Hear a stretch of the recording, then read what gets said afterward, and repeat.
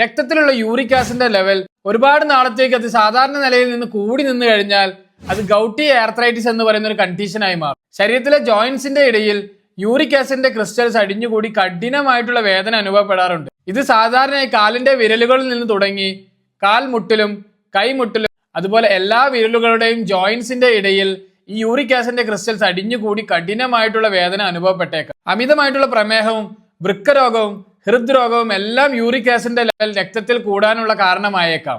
കഠിനമായിട്ടുള്ള വേദനയും സന്ധി വീക്കവും അതുപോലെ ജോയിന്റ്സിന്റെ ടൈറ്റ്നസും സന്ധിയിൽ ഉണ്ടാകുന്ന ചുവന്ന കളറും അതുപോലെ സന്ധി തൊടുമ്പോൾ അമിതമായിട്ടുള്ള ചൂടും ഗൗട്ടി ആർത്രൈറ്റിസിന്റെ ലക്ഷണമാണ്. ഇത് കൺട്രോൾ ചെയ്യാൻ രക്തത്തിലുള്ള യൂറിക് ആസിഡിന്റെ ലെവൽ താഴോട്ട് കൊണ്ടുവരണം.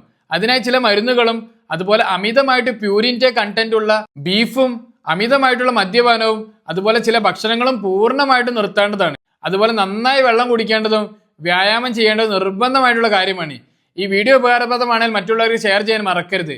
I hope this video is informative. Thank you for watching.